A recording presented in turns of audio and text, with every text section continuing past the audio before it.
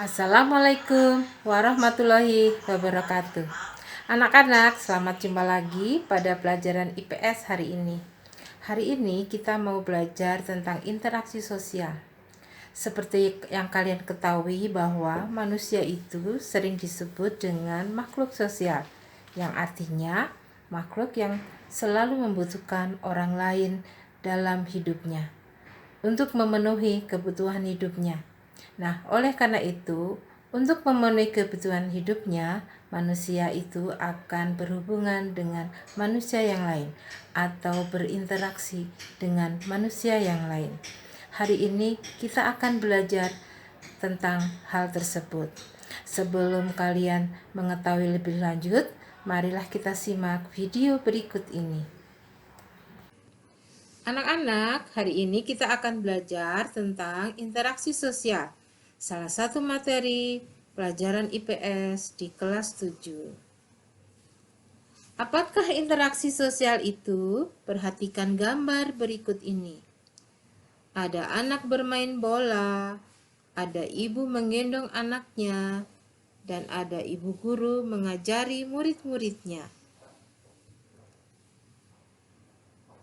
Interaksi sosial adalah hubungan antar sesama manusia yang saling mempengaruhi satu sama lain, baik itu dalam hubungan antar individu, antar kelompok, maupun antar individu dan kelompok. Syarat interaksi sosial: 1. Ada kontak sosial. 2. Ada komunikasi sosial. Kontak sosial adalah hubungan antara satu pihak dengan pihak lain yang merupakan awal terjadinya interaksi sosial, dan masing-masing pihak saling bereaksi antara satu dengan yang lain meski tidak harus bersentuhan secara fisik. Komunikasi sosial adalah proses penyampaian ide, gagasan, pesan, maupun informasi dari individu atau kelompok kepada individu atau kelompok yang lain. Apa saja faktor pendorong terjadinya interaksi sosial? 1. Simpati. 2. Imitasi. 3. Identifikasi. 4. Sugesti.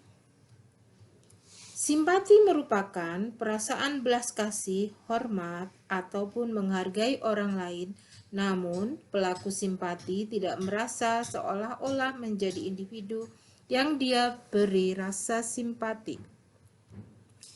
Imitasi adalah makna berupa proses belajar dengan cara mengikuti atau meniru perilaku orang-orang di sekitarnya.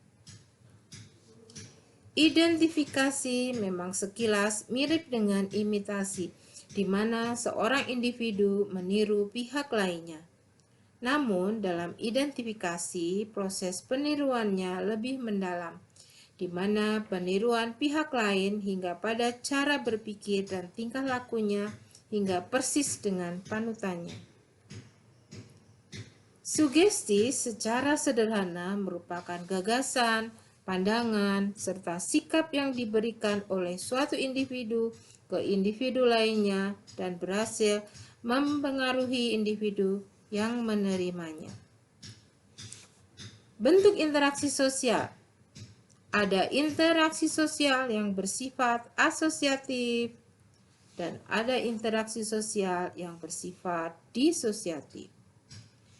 Interaksi sosial yang bersifat asosiatif yakni yang mengarah kepada bentuk-bentuk asosiasi, hubungan, atau gabungan. Sedangkan interaksi sosial yang bersifat disosiatif yakni mengarah pada bentuk-bentuk pertentangan atau konflik. Demikian materi yang Ibu sampaikan hari ini. Sekian dan terima kasih. Bagaimana anak-anak dengan video yang tadi? Apakah kalian sudah mengerti apa yang dimaksud dengan interaksi sosial? Ibu harap kalian semua sudah mengerti tentang materi interaksi sosial. Nah, dengan ini Ibu juga akan beri tugas pada kalian untuk mengumpulkan gambar-gambar tentang interaksi sosial, baik yang dilakukan antar individu dan kelompok, antara kelompok dan kelompok, dan juga interaksi sosial yang berbentuk asosiatif maupun yang disosiatif. Kalian bisa mengambil sumber manapun, dari perpustakaan boleh, dari buku paket boleh, dari internet boleh, dan hasilnya kalian print, nanti dijilid, dikumpulkannya minggu depan. Siapa yang mengumpulkan pertama kali dan pekerjaannya benar, Ibu akan memberikan nilai A. Siapa yang tidak mengumpulkan pada tepat waktu, maka Ibu akan menilai dengan nilai C. Paham anak-anak? Sekian materi hari ini. Wassalamualaikum warahmatullahi wabarakatuh.